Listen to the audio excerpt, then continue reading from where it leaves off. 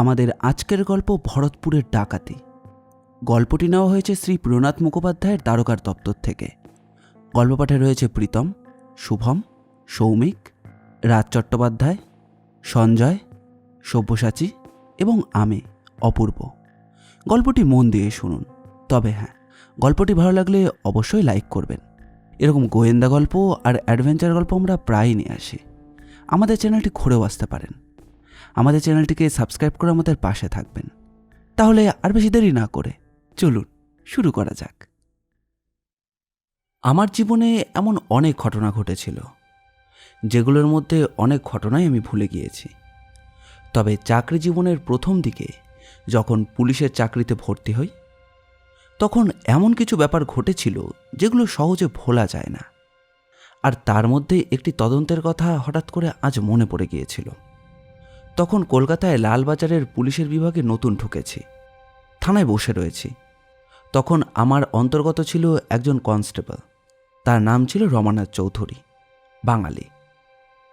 তাছাড়া তার চেহারা এবং বুকের ছাতির বহর সবকিছু দেখে কিন্তু মোটেই তাকে বাঙালি বলে মনে হতো না। সে কথা তাকে বললে সে বলতো, বাঙালিদের বুকের বহর আপনি কি দেখেছেন দারোগাবাবু? এর চেয়েও বেশি আছে। আমার সঙ্গে চলুন, আমার গ্রামে চলুন না, একবার দেখে আসুন। আরে সবাই তো আর ওই দিকে আসতে পারে না। তাছাড়া বুঝতেই পারছেন, ইংরেজ আমল, অনেকেই লুকিয়ে লুকিয়ে নানা কাজের সঙ্গে জড়িয়ে থাকে। তখন ইংরেজ আমল, এসব কথা বেশি না বাড়ানোই ভালো। তাছাড়া কিসের কাজের কথা প্রমাণ বলছে সে কথাও বেশ ভালো করেই বুঝতে পেরেছিলাম। কানাঘুষোতে শুনেছিলাম যে সেও নাকি একসময় ওই দলেই ছিল, পরে পুলিশে এসে যোগ দেয়। যদি পুলিশের হয়ে দেশের কোনো কাজে লাগতে পারে, অনেকেই মনে করে যে ইংরেজদের হয়ে চাকরি করা, সে যে কোনো বিভাগেই হোক না কেন, তা হলো দাসত্ব, আসলে দেশদ্রোহিতা। আসলে কিন্তু তা নয়। এমন অনেকেই রয়েছে বিখ্যাত কিছু ব্যক্তি, যারা ইংরেজদের হয়ে বিভিন্ন সময় নানা কাজে যুক্ত হয়েছেন। আসলে তারা কিন্তু কাজ করতে চেয়েছেন দেশের জন্যই। সেসব কথা অপ্রয়োজনীয়, আসল কথাটাই বলি। এই রমানাথ এবং আরও কিছু কনস্টেবলদের সঙ্গে তখন যে থানায় ছিলাম, থানার নাম যতদূর মনে পড়ে ভরতপুর। ভরতপুর তখন যাকে বলে প্রত্যন্ত গ্রাম। এই থানাটা তৈরি হয়েছে বেশ কয়েক বছর আগে, আর তারপর দুবার অফিসার বদলে এখানেই দারোগার পদে আমি নিযুক্ত হয়েছি। এমনিতে খুব একটা ঝুট ঝামেলার কোনো ব্যাপার কিছুই ছিল না। ভরতপুর থেকে একটু এগিয়ে গেলেই জঙ্গল, আর পাশে নদী। ভরতপুর শান্তশিষ্ট গ্রাম। তবে ঠিক সেই গ্রামেই একদিন একটা অঘটন ঘটে গেল। থানার পেছনের দিকেই আমাদের থাকবার জায়গা ছিল। আমি আর রমানাথ থাকতাম। তাছাড়া আরও কয়েকজন কনস্টেবল থাকতো, এবং আরও বেশ কয়েকজন ভরতপুর এবং তার আশেপাশেই ছড়িয়ে থাকত। তারা পায়ে হেঁটেই যাতায়াত করত। একদিন সকালের দিকে থানায় বসে কি একটা কাজ করছি, এমন সময় রমানাথ এসে খবর দিল, দারোগাবাবু, সর্বনাশ হয়েছে। ভরতপুরের ওই যে কালী মন্দির আছে, সেই কালী মন্দিরের মাঠের সামনে কে যেন একটা খুন হয়ে পড়ে রয়েছে। সর্বনাশ! এসব কি বলছো? কি খুন হয়েছে? তাও আবার ভরতপুরের কালী মন্দিরের সামনে? কিন্তু এতদিন তো ওইদিকে চুরি চামারির কোনো খবর পর্যন্ত শুনতে পাইনি, সেখানে হঠাৎ খুন? জানি না দারোগাবাবু, কি করে কি হলো। তবে সকালে একজন লোক দেখতে পেয়েছে, সেই এসে খবর দিল। আমি তখন থানায় আসছিলাম, তাই গিয়ে দেখে এলাম যে লোকজন জড়ো হয়ে রয়েছে। কাউকে ভেতরে ঢুকতে দিইনি, আপনাকে খবর দিতে এলাম। তাড়াতাড়ি চলুন, তাড়াতাড়ি চলুন, আমি গেলাম। রমানাথ চলে গেল। থানা থেকে ভরতপুরে সেই কালী মন্দিরের দূরত্ব খুব একটা বেশি নয়। মন্দিরটায় একটু জঙ্গলের এলাকায়। পেছনের দিকটা থেকেই হালকা জঙ্গল শুরু হয়েছে, আর সামনের দিকটা ফাঁকা মাঠ। তার একপাশে গ্রামের পথ। মৃতদেহটা পড়ে রয়েছে মন্দিরের এক পাশে, মুখটা সামনের দিকে উবুর করে পড়ে রয়েছে। তবে মুখ যতটুকু দেখা যায়, দেখে মনে হলো না যে এই ভরতপুরে এর আগে কখনো তাকে আমি দেখেছি। পেটের কাছ থেকে রক্ত বেরিয়ে মাটিতে পড়ে ছড়িয়ে রয়েছে, আর তার গলাতে একটা শক্ত ফাঁস জড়ানো। বোধহয় গলায় দড়ি দিয়ে ফাঁস লাগানো হয়েছিল প্রথমে, আর তারপরে পেটের ভেতর ছুরি চালানো হয়েছে। মৃতদেহটা দেখে রমানাথকে বললাম, লোকটা তো অচেনা। কাল রাতে মন্দির বন্ধ হয়েছিল কখন? সন্ধ্যার সময় তো এদিকের লোকজন থাকে না মন্দিরে। মন্দিরের পুরোহিত কাছেই ছিল, এগিয়ে এসে বলল, কাল তো আকাশে মেঘ ছিল, রাতের দিকে আবার বৃষ্টিও হয়েছিল, তাই সঙ্গে সঙ্গে মন্দির বন্ধ করে চলে গিয়েছিলাম। একেতেই মন্দিরের চারপাশটা তো ফাঁকা দেখছেন দারোগাবাবু, জঙ্গলের ভেতর থেকে রাতের দিকে আবার শেয়াল এসে ঢুকে পড়ে। শিয়ালের কথা মনে পড়তেই অবাক হলাম। আশ্চর্য, রাতের বেলা যদি একটা মৃতদেহ এখানে পড়ে থাকে তাহলে শিয়াল এলো না কেন? আর তাছাড়া এমনিতেও সন্ধ্যার বেলায় এই পথে গেলেই শিয়ালের ডাক শোনা যায়। ব্যাপারটা মাথায় রইল। পুরোহিতকে বললাম, লোকটাকে চেনা চেনা বলে মনে হচ্ছে। এর আগে কখনো এদিকে দেখেছেন? পুরোহিত ভালো করে দেখল। আমি ইশারা করতেই অতি সাবধানে রমানাথ মৃতদেহটাকে একপাশে ঘুরিয়ে দিল। পুরোহিত তার মুখ দেখে কিন্তু চিনতে পারল না। বলল, না দারোগা বাবু, দেখে তো চেনা বলে মনে হচ্ছে না। আমাদের এই গ্রামের লোকই নয়। গ্রামের লোক হলে আমি চিনব না, এমন কোনোদিনও হয় না। এই গ্রামে 2 বছর ধরে পোস্টিং রয়েছে। এই লোকটাকে এর আগে কখনো এখানে দেখিনি আমি। কিন্তু রাতের বেলা লোকটা মরার জন্য এখানে এলো কি করতে? দারোগাবাবু, আমি তো সেটাই বুঝতে পারছি না। আমিও কিছু বুঝতে পারছিলাম না। আর সবথেকে বড় কথা, আশেপাশের লোকেরা বেশ ভয় পেয়ে গেছে। এমন শান্তশিষ্ট ভরতপুরের ঠিক মন্দিরের কাছে এমন একটা খুন হলে ভয় পাবারই কথা। তাই সবাইকে সান্ত্বনা দেওয়ার জন্য বললাম, আপনারা কোনো চিন্তা করবেন না। পুলিশ যখন আছে তখন ভয় পাওয়ার কিছু নেই। খুব তাড়াতাড়ি লোকটা কে সেটা আমরা ঠিক খুঁজে বার করে ফেলব। আপাতত পুলিশের ডাক্তারকে পরীক্ষার জন্য পাঠিয়ে দাও, তারপরে আমি দেখছি। মৃতদেহ ভালো করে পরীক্ষা করে খুব সাবধানে রমানাথ পরীক্ষার জন্য নিয়ে গেল গরুর গাড়িতে করে। গরুর গাড়ির ওপর খড় বিছানো, তার মধ্যেই মৃতদেহ রাখা হয়েছে যাতে ঝাঁকুনিতে কোনো সমস্যা না হয়। আমিও থানায় ফিরে এলে এই ব্যাপারটা নিয়ে নিশ্চিন্ত হয়ে রইলাম। বিশেষ করে লোকটার ক্ষতস্থান এবং গলায় জড়িয়ে রাখা সেই সুতোর ফাঁসটার জন্য। সুতোটা অতি সাধারণ সুতো। এই ধরনের সুতো বাজারে সহজেই পাওয়া যায়, বেশ শক্তপোক্ত, জালের সুতোর মতো। তবে তার থেকে সামান্য সরু হবে। একবার কোনো কিছুতে ফাঁসিয়ে দিলে আর সহজে খুলতে চায় না। লোকটার চোখ মুখ বিস্ফারিত হয়েছিল। কিন্তু মৃত্যুটা হলো কিসের জন্য? গলায় ফাঁস লাগাবার জন্য, নাকি পেটে ওই ছুরি বিঁধবার জন্য? কিছুই বুঝতে পারছিলাম না। শান্তশিষ্ট ভরতপুরে আসার পর এই প্রথম একটা অদ্ভুত কেস আমার সামনে এসে পড়েছে। 2 দিন কেটে যাওয়ার পরেও মৃতদের কিন্তু কোনো সন্ধান করতে পারলাম না। ভরতপুর ছাড়া আশেপাশে যে সমস্ত গ্রামগুলো রয়েছে সেখানেও সব জায়গায় খবর পাঠিয়ে দেওয়া হলো। থানাগুলো কিন্তু একটা আরেকটার থেকে বেশ দূরে দূরে। সেখানে খবর দেওয়াটাও দুঃসাধ্যময়। রমানাথ এবং বাকিদের সাহায্যে সেই দুঃসাধ্য কাজটা করা হলো। কিন্তু সেখান থেকে কারোরই হারিয়ে যাওয়ার কোনো খবর এলো না। একদিন থানায় চুপ করে ব্যাপারটা নিয়ে ভাবছি যে একটা ফাইল তৈরি করতে হবে এই ব্যাপারে। তবে মনে মনে এটাও ভাবছি যে লোকটার ব্যাপারে সামান্যতম খবর খুঁজে না বার করা পর্যন্ত কি করব। রমানাথ কি যেন ভাবল, তারপর বলল, তার মানে আপনি কি বলতে চাইছেন দারোগাবাবু, এই নদীর ওপার থেকে লোকটা নৌকা নিয়ে এসে থাকতে পারে? কিন্তু লোকটা কি আর একা একা আসবে? তার সঙ্গে কেউ তো আসবে নিশ্চয়ই, তাই না?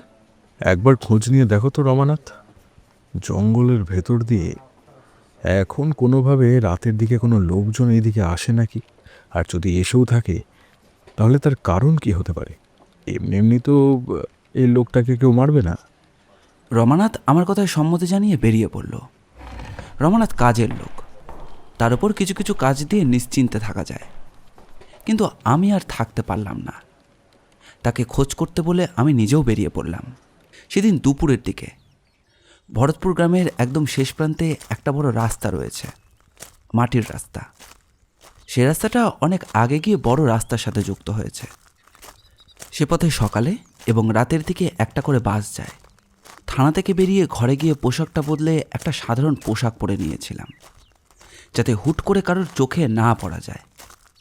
সাধারণ পোশাকে এই বাসস্ট্যান্ডের কাছে বেশ কিছুক্ষণ ঘোরাঘুরি করলাম, কিন্তু অচেনা অজানা কোনো লোককেই দেখা গেল না।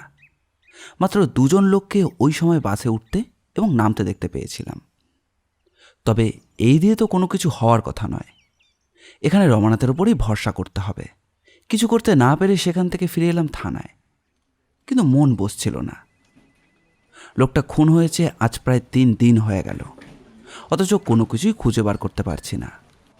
রমানাথ ফিরল বিকেলের দিকে, এসে কিন্তু জানালো এক আশ্চর্য কথা। ভরতপুরের কিছু জেলে মাঝির দল রাতের বেলায় নৌকো নিয়ে নদীতে মাছ ধরতে যায়। তারা কিন্তু বেশ কয়েকদিন আগে রাতের দিকে বেশ কয়েকটা নৌকোকে ওই মন্দিরের পেছনের দিকে জঙ্গলের ঘাটের দিকটায় বেশ কয়েকবার ঘোরাঘুরি করতে দেখেছে। আমি জিজ্ঞেস করলাম, তাহলে অন্য কোনো জেলের নৌকা হবে, বোধহয় জল ভরিয়ে দিয়েছে।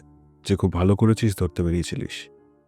না দারোগাবাবু, জেলেরা এদিকে যারা আছে তারা রাতের দিকে নৌকা নিয়ে মাছ ধরতে পারলে একসাথে যায়।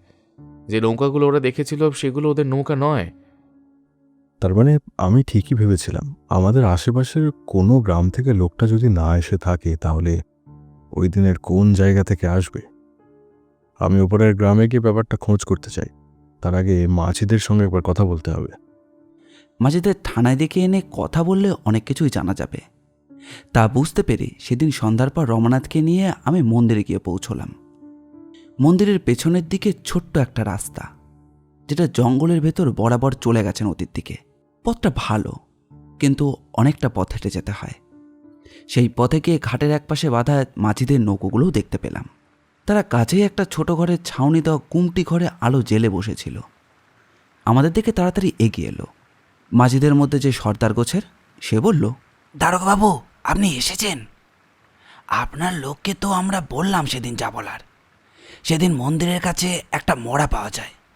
তার আগের দিন রাতের দিকে আমরা এই পথে নৌকো দেখেছিলাম। দেখো, শুধু ওইটুকুতে তো আমাদের কোনো লাভ হবে না। লোকটা কে এবং তাকে কে মারলো সবকিছু আমাদের জানতে হবে। আচ্ছা, তোমরা কটা নৌকা দেখেছিলে?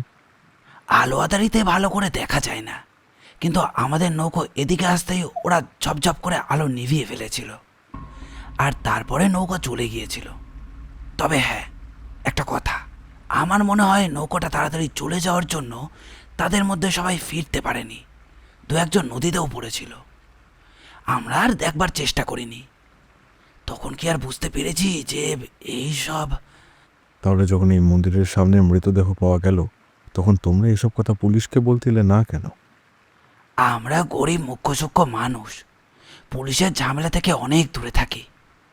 তাছাড়া আমরা কি করে জানবো বলুন তো, এই মন্দিরের সামনে পড়া মোড়াটার সঙ্গে নদীতে দেখা নৌকোর কোনো মিল আছে? দেখো, এই মুহূর্তে আমাদের হাতে কোনো কিছুই নেই। ওই নৌকাগুলোর সঙ্গে কোনো সম্পর্ক থাকুক আর নাই থাকুক, তবুও কিন্তু ব্যাপারটা নিয়ে আমাদের ভাবতে হবে। ভালো করে ভেবে বলো তো, ওই রাতের পরে ওই দিকে তোমরা আর কোনো নৌকা দেখেছো কিনা? এই কথায় কিন্তু সকল মাঝিরাই মাথা নাড়ালো। শুধু এদিকে কেন? তারপর এই পথে নদীতে কোনো দিকেই তারা কোনো নৌকো দেখতে পায়নি। এই কথাতেই সন্দেহ হলো। তাহলে কি নৌকোগুলো জেলে নৌকো কিংবা মাঝিদের নৌকো ছিল না? অন্য কোনো নৌকো নিয়েই তারা এই পাশে এসেছিল? কিন্তু কেন? এটাই যেন কিছুতেই বুঝে উঠতে পারছিলাম না। মাঝিদের বললাম নদীর চারপাশে এবং জঙ্গলের দিকে নজর রাখতে। যদি এমন কিছু জানা যায় তাহলে সেটা যেন আমাদের এসে জানায়। ফেরার পথে রমানাথ বলল, জেলের দল এসব কাজ করেনি তো? তারপরে ব্যাপারটা লুকিয়ে রাখার জন্য এমন গল্প বলছে। কাউকে বিশ্বাস করা যায় না দারোগাবাবু। ভরতপুরে যে এমন একটা খুন হতে পারে সে কথা তো আমি ভাবতেই পারিনি। না রমানাথ, তেমনটা কিন্তু মনে হচ্ছে না মোটেই। তাছাড়া খুন করলে তার পেছনে শক্ত কোনো মোটিভ তো থাকতেই হবে। জেলের দল ওই অচেনা লোকটিকে খুন করে তার কাছ থেকে কি ভাবে? যদিও তার কাছ থেকে দামি কোনো জিনিস, টাকা পয়সার কিছু পাওয়া যায়নি, হতে পারে তাকে খুন করে কেউ তার কাছ থেকে ওইগুলোই কেড়ে নিতে চেয়েছে। কিন্তু তাছাড়া তো আর কিছুই মনে হচ্ছে না। রমানাথ এও জানালো যে ডাকাতি ভরতপুরে এর আগে কোথাও হয়েছে বলে তো তার মনে পড়ে না, এবং সেটা আমিও বুঝতে পারছিলাম না। ভরতপুরের ডাকাতের কথা আমরা খুব একটা জানি না, শুনিনি এটা বললেই ভালো হয়।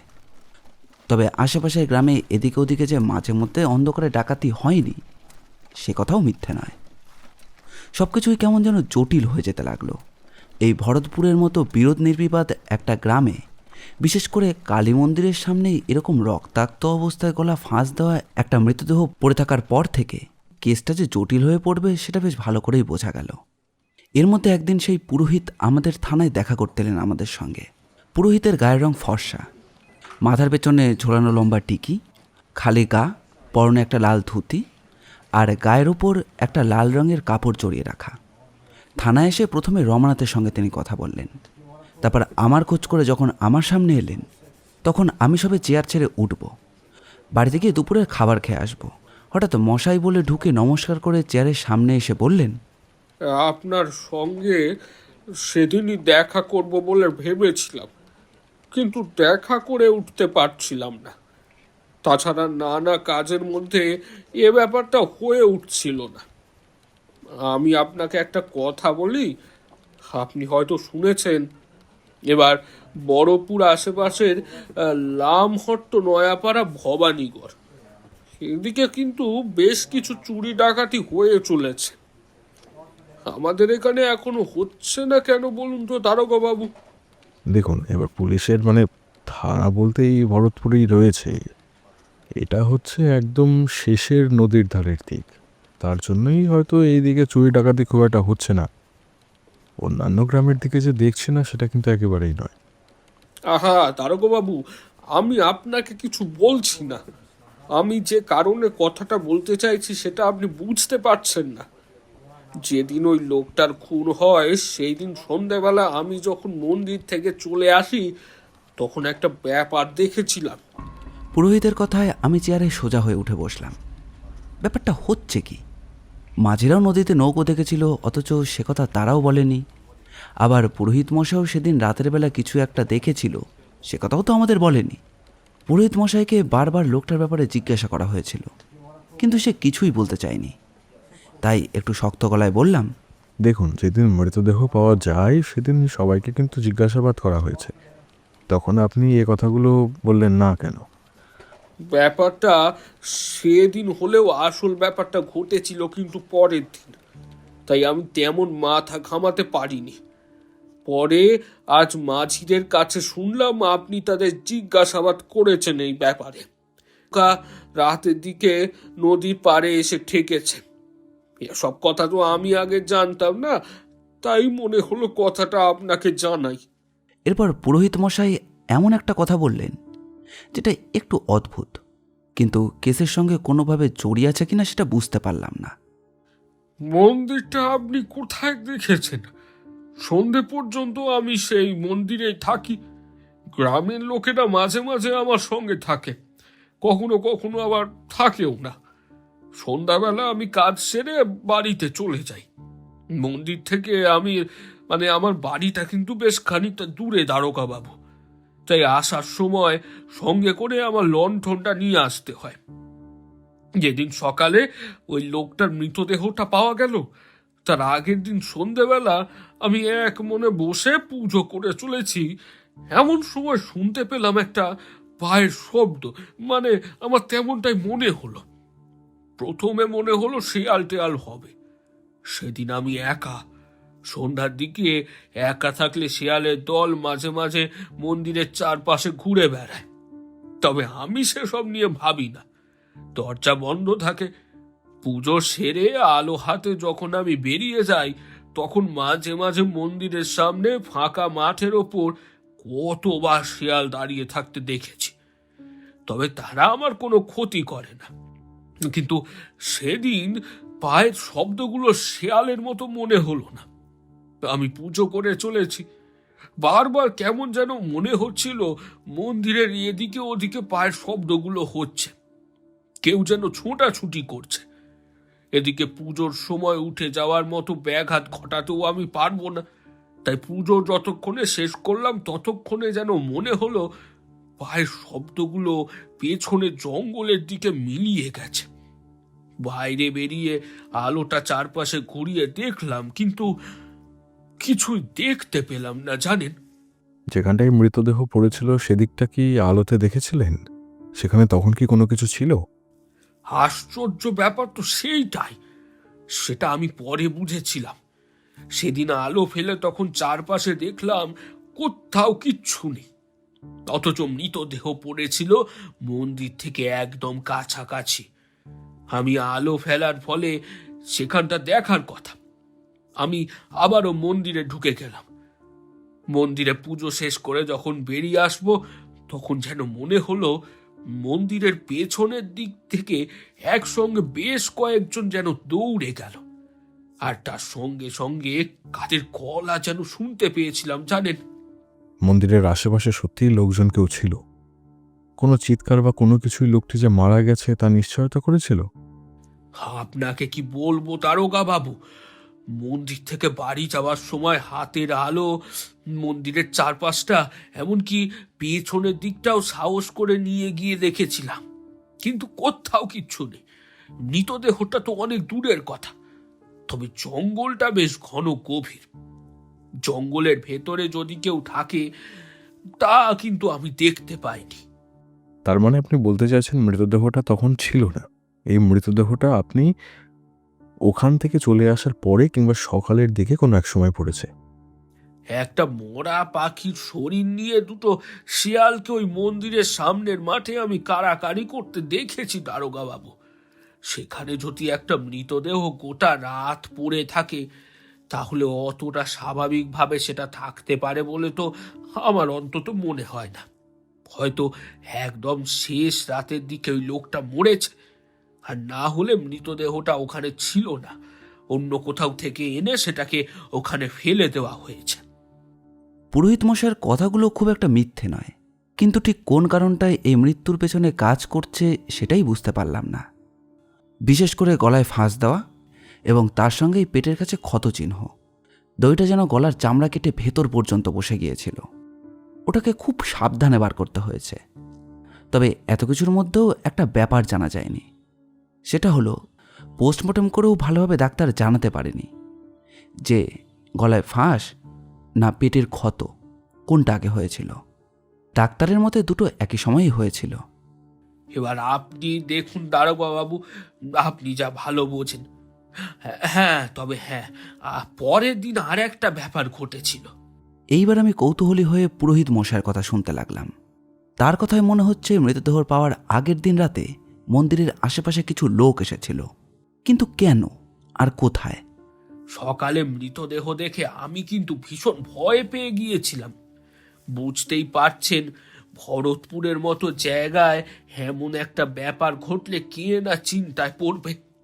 তারপর যখন বলতে পারলাম লোকটা আমাদের দেশের মতো মানে গ্রামের নয়, তখন আরো চিন্তা হলো, কাল রাতে কি তাহলে আমি যাদের পায়ের শব্দ শুনেছিলাম তারা কি সত্যি সত্যি মানুষ ছিল? মানুষ ছিল মানে আপনি তাহলে আর কি সন্দেহ করছিলেন? রাতের বেলা শিয়াল টিয়াল কিংবা অন্য কিছু ডাক, চেঁচামেচি অনেক সময় এরকম মনে হয়, মানে একই রকম আর কি লাগে, তাই ঠিক বুঝতে পারিনি। দেখুন, আপনি তো আমাকে অনেক কিছুই বলেছেন, তবে যদি আপনার কথা সত্যি হয় তাহলে মাঝিদের কথাও সত্যি।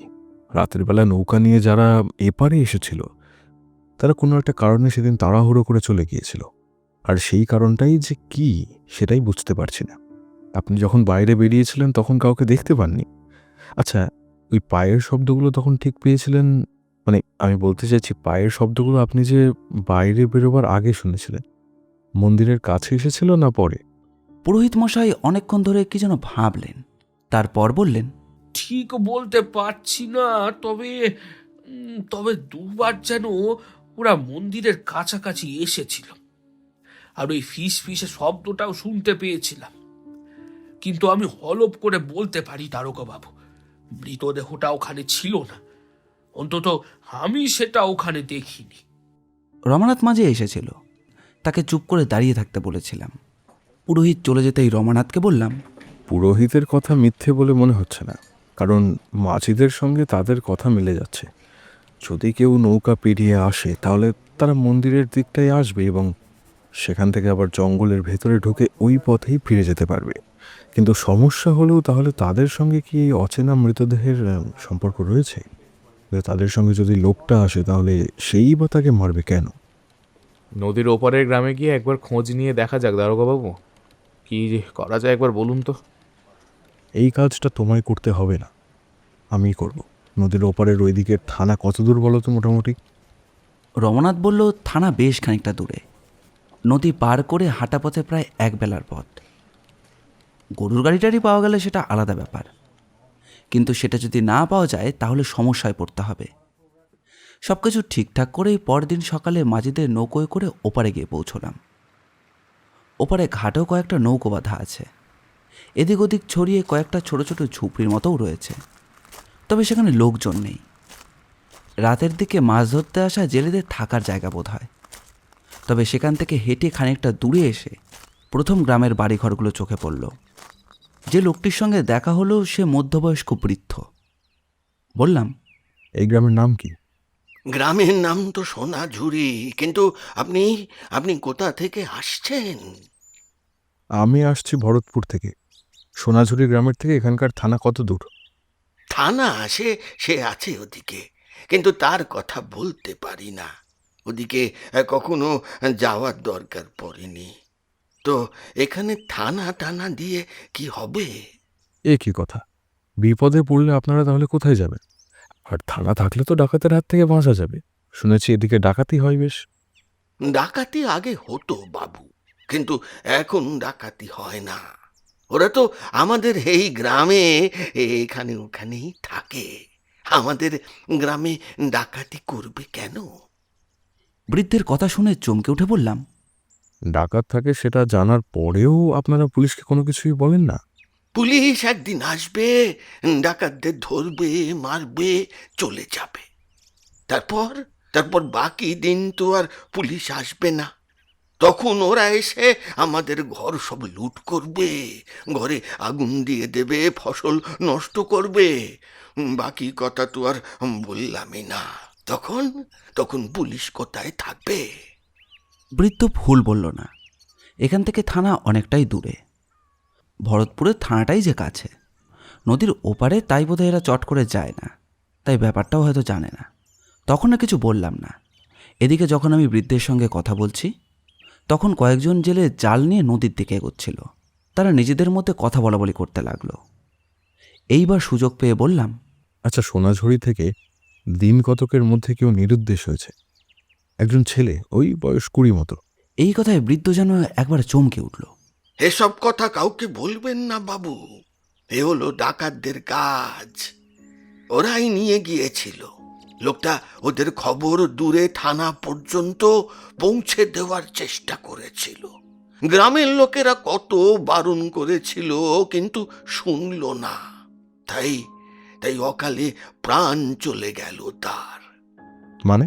মানে অনেক বড় বাবু, শুনুন তবে। যে গ্রাম দেখছেন সোনাঝুরি নদীর ধারের দিকে, ওইদিকে কয়েক ঘর বসতি আছে। সেখানে জেলের দল থাকে। ওই জেলের দলের সঙ্গে মিলেমিশে থাকে ডাকাতের দল। নৌকো নিয়ে ওরা বেরিয়ে পড়ে। এই সোনাঝুরি গ্রাম আর উল্টো দিকে ভরতপুর গ্রাম, এই দুই গ্রামে ওরা কখনো ডাকাতি করে না। তবে নৌকো নিয়ে ওইদিকে আর এদিকে, দক্ষিণে আর উত্তরে যে সমস্ত গ্রামগুলো পড়ে, সেখানে গিয়ে ওরা ডাকাতি করে। ডাকাতির পরে জিনিসপত্র এনে ভরতপুরের জঙ্গল আর এইদিকে নদীর ধার বরাবর নানা জায়গায় সেই সমস্ত লুকিয়ে রাখে। আমরা আমরা সবই জানি, তবে নদীতে পড়ে থাকবে মরাটা, আর না হলে। কিন্তু যে ছেলেটার কথা তুমি বলছো, সে কি করেছিল? লোকটি একবার এদিক ওদিক দেখে নিল, তারপর হাত দেখিয়ে আমায় নিয়ে গেল একটু ভেতরের দিকে। এই দিকটা জঙ্গলের মতো জায়গা। আরও একটু এগিয়ে সামনের দিকে গেলেই জঙ্গলের মধ্যে দিয়ে কয়েকটা পথ এগিয়ে গেছে। একটা গাছের তলায় দাঁড়িয়ে বৃদ্ধ বলতে লাগলো, ওর নাম হলো গিয়ে যতীন। যতীনের বাবা মাকে ডাকাতের দলেরা মেরেছিল। যতীনের বাবা ছিল সোনাঝুরির চাষি। চাষবাস করে বেশ টাকা পয়সা জমিয়েছিল তারা। ডাকাতের দল তার বাড়ি গিয়ে লুট করার সময় বাধা দেওয়ায় তার বাবা মা দুজনকেই ডাকাতের দল কচুকাটা করেছিল। তখন থেকেই যতীনের রাগ ছিল ডাকাতের দলের ওপর। বেশ কয়েকদিন আগে ডাকাতের দল চুরি করে ওই চুরির জিনিসপত্র সবকিছু লুকিয়ে রাখে ভরতপুরের জঙ্গলে। যতীন কিভাবে যেন খবরটা বার করতে পেরেছিল। তারপরেই একদিন রাতের বেলা নৌকো নিয়ে এসে চলে গিয়েছিল ওপারে। যদিও এই সবই ডাকাতের দলের মুখেই সে শুনেছে, কিন্তু ডাকাতের দলের সঙ্গে যে জেলেরা রয়েছে সেই ব্যাপারটা বুঝতে পেরে খবরটা তাদের দিয়ে যায়। সেই জেলে এবং ডাকাতের দল নৌকা নিয়ে চলে যায় ওপারে। ওপারে নেমেই জেলের দল মিশে গিয়েছিল যতীনের সঙ্গে। যতীন বুঝতে পারেনি যে তাদের মধ্যেই রয়েছে শয়তান। তারপরে কি হয়েছিল জানি না, তবে শুনেছি এরপরে যতীনকে নাকি আর দেখা যায়নি। বৃদ্ধের কথা শুনে তাকে ধন্যবাদ দিয়ে সেখান থেকে চলে আসতে যাব, এমন সময় তাকিয়ে দেখি সেই জায়গাটায় বৃদ্ধ আর দাঁড়িয়ে নেই। মনে হলো হাঁটা পথের দিকেই বৃদ্ধ হঠাৎ হেঁটে চলে গিয়েছে। আমি সামনের দিকে এগোতে যাব, ঠিক তক্ষুনি কোত্থেকে যেন জঙ্গল ভেদ করে আমার সামনে এসে দাঁড়ালো দুজন। দুজনেরই হাতে লাঠি, খালি গায়ে পরনে খাটো করে পরা ধুতি, চোখের দৃষ্টি উজ্জ্বল। এদের মধ্যে একজন বলল, আজ পর্যন্ত সাহস করে ওপার থেকে এপারে এসে আমাদের খোঁজ কেউ করতে পারেনি। তুই কে? বুঝতে পারলাম যে এই পাহারাদার আসলে কে, তাই সময় নষ্ট না করে মুহূর্তের মধ্যেই সামান্য হেসে বললাম, আমার নাম তোমরা জানবে না, আমি হলাম প্রিয়নাথ মুখোপাধ্যায়। তবে লোকে আমায় দারোগা প্রিয়নাথ বলেই ডাকে। কথাটা বলার সঙ্গে সঙ্গে সেই লোকটা লাঠি তুলে আমাকে আঘাত করবার চেষ্টা করতে গেল। আমিও মুহূর্তের মধ্যে একপাশে ছিটকে সরে গেলাম। বিপদ হতে পারে বুঝতে পেরে রিভলভারটা সঙ্গে নিয়ে গিয়েছিলাম। আর সময় নষ্ট না করে রিভলভার বার করে লোকটার কাঁধ বরাবর চালিয়ে দিলাম। ব্যাপারটার জন্য বোধহয় ওরা তৈরি ছিল না। অন্য একজন লাঠি হাতে নিয়ে প্রস্তুত হবে, তখন আমার হাতে রিভলভার এবং তার পাশের সঙ্গীটি মাটিতে পড়ে যাওয়ার ঘটনাটা লক্ষ্য করে সে আর সামলাতে পারল না নিজেকে। ঝট করে লাঠিটা নিয়ে জঙ্গলের ভেতরে ঢুকে গেল। তবে বুঝতে পারলাম যে কাজটা ঠিক হলো না। কাঁধের ক্ষত নিয়েও লোকটা জঙ্গলের ভেতরের দিকে চলে গেছে, কিন্তু এইখানে থাকাটা আর সমীচীন হবে না। সেই বৃদ্ধ ছাড়াও এখানকার ডাকাতের দল এবং জেলের দল সবাই জানতে পারবে যে আমার কাছে পিস্তল আছে এবং আমি কোনো সাধারণ মানুষ নই। তাই তাড়াতাড়ি যখন নদীর ঘাটের কাছে এলাম, দেখি বেশ কয়েকজন জেলে এবং মাঝির দল আমাদের আগের নৌকোটাকে জিজ্ঞাসাবাদ করছে। তারা তখনও দাঁড়িয়ে রয়েছে। 3 জন সঙ্গে করে এসেছিল। আমায় দেখতে পেয়েই তারা বলল, ওই ওই আমাদের লোক এসে গেছে, এই তখন থেকে বলছি আমাদের লোক এসেছে এখানে।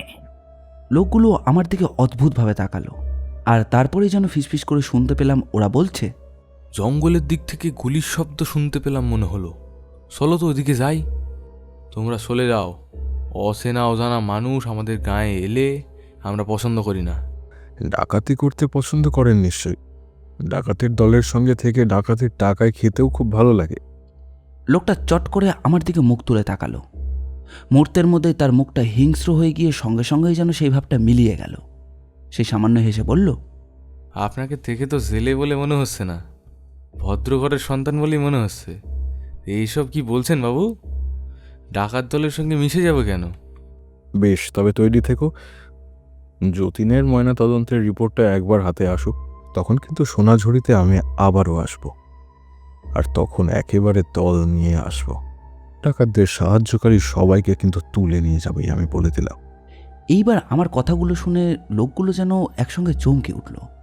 নিজেদের মধ্যে ফিসফিস করে কি যেন বলাবলি করতে করতে পিছনে সরে যেতেই জেলেদের মুখে আবার হাসি ফুটে উঠল যেন। আর তারপরেই সঙ্গে সঙ্গে আমাদের নৌকোটা সেখানকার জল কেটে সাঁতরে চলে আসতে লাগলো উল্টো দিকে। ততক্ষণে আর একটা ব্যাপার লক্ষ্য করতে লাগলাম। শুধু সেই 3 জন নয়, তার সঙ্গে জলের ধারে জঙ্গলের দিকে জড়ো হতে শুরু করেছে আরও কিছু লোকজন।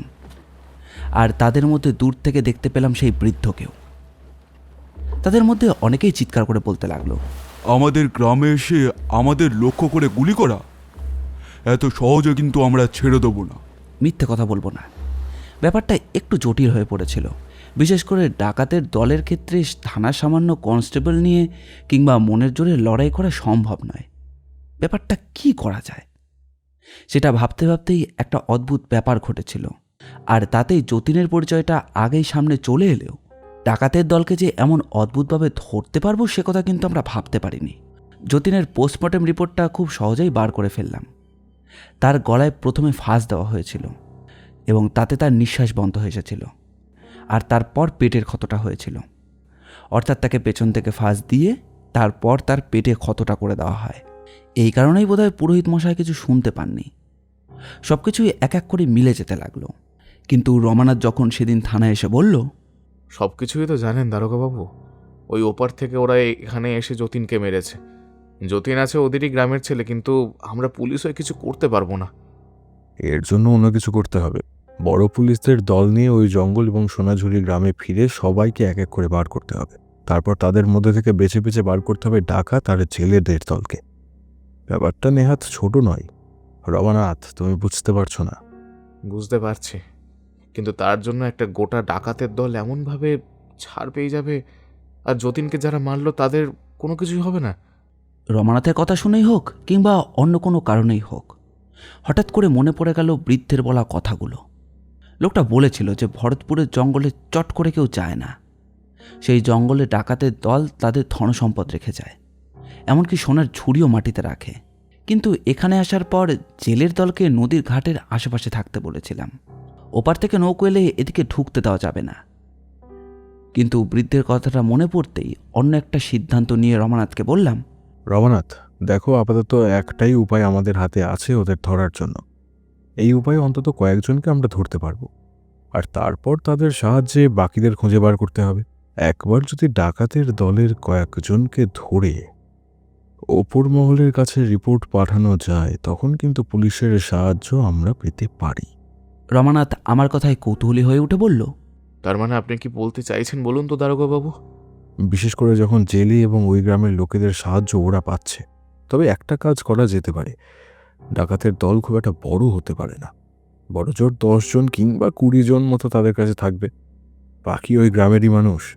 এই ডাকাতের দলটাকে যদি আলাদা করা যায় তাহলে একটা সুবিধা হতে পারে। কিন্তু ওদের আলাদা করবেন কি করে? ওদের চুরি করে আনা জিনিসপত্রের বেশ কিছু অংশ বোধ হয় ভবানীপুরের জঙ্গলে এখনো পোঁতা রয়েছে। যতীন সেটা বুঝতে পেরেই কিন্তু সেইবার এসেছিল বলেই তার মৃত্যু হয়েছে। এবারে সেইগুলো ওরা এই সমস্ত কিছুর মধ্যে তুলে নিয়ে যাওয়ার সুযোগ পেয়েছে বলে তো মনে হয় না। তাছাড়া মাঝিরা রাতের দিকে ঘাটেই থাকে, বিশেষ করে মৃত্যুটা হওয়ার পর থেকেই। তাই তারা বলছে 2-1বার ওরা নৌকা দেখেছে, কিন্তু এদিকে ভিড়তে দেয়নি। এবার যদি হঠাৎ করে পাহারা তুলে নেওয়া হয় তাহলে ওরা ভাববে যে আসলে ওখানে কিছুই নেই। তখন যদি ওরাই পাশে আসে, মানে আমাদের তো একটা সুযোগ নিতেই হবে, তাই না? রমানাথ বোধহয় আমার কথা বুঝতে পারল। তাই সেদিনের মতো সেই দিন নদীর ঘাটে গিয়ে সবাইকে বলে এলো যাতে মাঝির দল রাতের বেলা পাহারাদারের ব্যবস্থাটা তুলে ফেলে। ওপরে ওপরে পাহাড়ের ব্যবস্থাটা উঠে গেল, কিন্তু ভেতরে ভেতরে সেই পাহারা রইল। বিশেষ করে আমি, রমানাথ, এমনকি যে মাঝিদের দল পাহারায় ছিল, তারাই রাতের দিকে মন্দিরের আশেপাশে লুকিয়ে রইল। পুরোহিত মশাই ব্যাপারটা বুঝতে পেরে বললেন, মানে আপনাদের মনে হচ্ছে এই আমাদের এই ভরতপুর জঙ্গলে ডাকাতি জিনিসপত্র এখনো লুকিয়ে রাখা আছে, আর সেটা নেওয়ার জন্যই ডাকাতরা আসবে? আসবে পুরোহিত মশাই। তাদের জিনিসগুলো তারা না নিয়ে যাবে কোথায়? এখন না হলেও কয়েকদিন পরে আসবে। আমরা পাহারায় রইলাম। প্রায় 3টে দিন কেটে গেল, কিছুই হলো না। চতুর্থ দিনে মাঝির দল নদীর দিকে খানিকটা এগিয়ে গিয়েছিল। অবশ্য জঙ্গলের মধ্যে দিয়ে আমরাও ছিলাম। পেছনের দিকে একপাশে রমানাথ বসে, আর আমি তার পাশে। থানা থেকে আরও একটা কনস্টেবল এসেছে। একটু পরে সামনের দিকে একটা খসখস শব্দ শুনতে পেলাম। তাকিয়ে দেখি জেলে এসেছে। বলল, ওপরের দিক থেকে কয়েকটা নৌকা অন্ধকারের মধ্যে এদিকে আসছে বলে মনে হচ্ছে। লোকজন খুব একটা বেশি নেই, 5-6 জন দুটো নৌকায় রয়েছে। তার মানে এতদিন পরে পাখি ফাঁদে পড়েছে। হ্যাঁ, তোমরা যারা যারা আছো সবাই এখান থেকে চলে এসো। নদীর পাড়ে কোনো লোক নেই তো? কিন্তু ওরা কোথায় লুকিয়ে রেখেছে জিনিসটা সেটা তো ঠিক বুঝতে পারছি না। ওরা কোন দিক দিয়ে আসবে সেটা বুঝবো কি করে? জঙ্গলের মাঝে মাঝে জায়গায়, জঙ্গলটা বেশ গভীর, কিছু লুকিয়ে রাখতে হলে সেদিকেই রাখতে পারে, কাছাকাছি কোথাও রাখবে না। ওই দিকটাতে মন্দিরের দিক বরাবর আমরা অপেক্ষা করব। আর তারপর ওরা যখন ভেতরে এসে ঢুকে নিজেদের কাজে অন্যমনস্ক হয়ে পড়বে, তখন ওদেরকে একেবারে হাতে নাতে ধরতে পারবো। যেমন কথা তেমনি কাজ। ছেলেদের 5 জন আর আমাদের 5 জন, মোট 10 জন সেই গভীর জঙ্গলে রয়েছে। এদিকে ভরতপুরের দিকটায় একটা বড় গাছের আড়ালে আমরা লুকিয়ে রইলাম। একটু পরেই খসখস পায়ে শব্দ ঢুকলো সেই দিকে। আমি বাকিদের নিয়ে সেখানে তৈরি হয়েছিলাম। এবার লণ্ঠনের আলো জ্বালতেই সেই আলোতে সেদিন আমার গুলি খাওয়া সেই লোকটাকে দেখতে পেলাম, কাঁধের কাছে কাপড় জড়িয়ে রাখা। সবার আগে যে লোকটি আমাদের দিকে ছিল সে বলল, বেশি দেরি করা যাবে না, যেখানে যা আসে সব তুলে নিয়ে যেতে হবে। ওই বেটা পুলিশের লোকেরা আমাদের গ্রামে ঢুকে গুলি করতে এইছে। একবার এখান থেকে সব কিছু নিয়ে চলে যায়, তারপর রাতের দিকে ঢুকে প্রথম দিকের বাড়িগুলোতে আগুন লাগাই দেবো। সেদিন সামনে পেয়েও আপনি কিছু করলেন না কেন সর্দার? সেটাই তো আমি বুঝতে পারছি না। পুলিশের লোকের গায়ে দিন দুপুরে ওইভাবে হাত দিলে সমস্যা বাড়বে। পুলিশের দল ওই জঙ্গলে ঢুকে পড়লে তখন কি করব? গ্রামের লোকেরা এমনিতে আমাদের সঙ্গে, কিন্তু বড় বিপদ পড়লে তখন তারা সরে যাবে। দেখলি না জেলের দল কেমন ভয় পাচ্ছে আমাদের সঙ্গে আসার জন্য? রমানাথ ছোট স্বরে আমায় বলল, তার মানে ওই গ্রামে আপনার ঢোকাটা বেশ কাজে দিয়েছে, ওদের লোকবল কমে এসেছে বলে। এবার ওদের ধরে ফেলি। একটু অপেক্ষা করো, মাটিতে কোথায় ওদের জিনিসগুলো রয়েছে সেটা তুলে বার করুক, তারপর। ধীরে ধীরে ডাকাতের দল বেশ কয়েকটা পুটলি বার করল। সোনার উপর জিনিসপত্র ছাড়াও টাকা, গয়না সব কিছুই রয়েছে। সব কিছু বার করে বড় বড় পুটলিগুলো কাঁধে ফেলে তুলে ওরা যেই এগোতে যাবে, ঠিক এমন সময় টর্চের আলো গিয়ে পড়ল ওদের গায়ে। আমি সঙ্গে সঙ্গে রিভলভার তুলে বললাম, গ্রামে ঢুকতে বারণ করেছিলে, গ্রামে কিন্তু ঢুকিনি। তবে আমাদের গ্রামে ঢুকে এখান থেকে কেউ ফিরে চলে যাবে তা তো মোটে সহজ ব্যাপার নয়। ভারী ভারী সেই পুটলিগুলো হঠাৎ করে ওরা ছুঁড়ে দিল এদিকে, তারপর দৌড়তে শুরু করলো। কিন্তু ততক্ষণে যা হওয়ার হয়ে গিয়েছে। 5 জন জেলে বাকি 3 জন কনস্টেবলকে ওপাশে চলে যেতে বলে 2 জন নদীর ঘাটের দিকে চলে গেছে। একজন নৌকো নিয়ে অপেক্ষা করছিল তাদের ধরবার জন্য। তাদের হাতে অস্ত্র বলতে লাঠি আর ছুরি। সেসব নিয়ে তারা বেশিক্ষণ লড়াই করতে পারল না। 2 জনের পায়ে গুলি লাগলো। একজন জেলে এবং একজন কনস্টেবল আহত হলো বটে, তবে তেমন বেশি কিছুই নয়। ওদের 5 জনকে ধরে নিয়ে আসা হলেও মন্দিরের সামনে দড়িতে বেঁধে রাখা হলো, ঠিক যেখানে যতীনের মৃতদেহটা পড়েছিল। জেলের দল গ্রামে খবর দিল। সেই রাতেই সবাই ওদের দেখতে এলো। পুরোহিত মশাই আমাদের জন্য মন্দিরে অপেক্ষা করছিলেন। তিনি বেরিয়ে এসে বললেন, তোমরা যতীনকে মেরেছো? বাচ্চা ছেলেটা তোমাদের সব কথা জানতে পেরেছিল বলেই তাকে মরতে হয়েছে, তাই মা তার প্রতিশোধ নিয়েছে। দারোগা বাবু, ওদের ওদের কাউকে ছাড়বেন না, আপনি কাউকে ছাড়বেন না। ওই বেটা আমাদের ধরিয়ে দেওয়ার জন্য পুলিশের কাছ পর্যন্ত গেছিল, কিন্তু কি করতে পেরেছিল বলিস? কিচ্ছু করতে পারেনি। ওর গলায় ফাঁস লাগিয়ে মেরে তারপর পেট ভাসিয়ে দিয়েছিলাম। ওর বাপ মাকে যেভাবে মেরেছিলাম ঠিক সেইভাবে। তার কথা শেষ হলো না। রমানাথ কাছে গিয়ে তার গালে একটা সপাটে চড় মেরে বলে, এবার তোকে এমন ফাঁসির দড়িতে চলতে হবে, সেখানে তুই নিজেও বুঝতে পারবি না কি হচ্ছে। তৈরি হয়ে থাক, শুধু তোকে নয়, তোর সঙ্গে বাকি সকলকেও। যে গ্রাম নিয়ে এত গর্ব করেছিলিস, সেই গ্রামের লোক তো তোদের সাহায্য করলো না।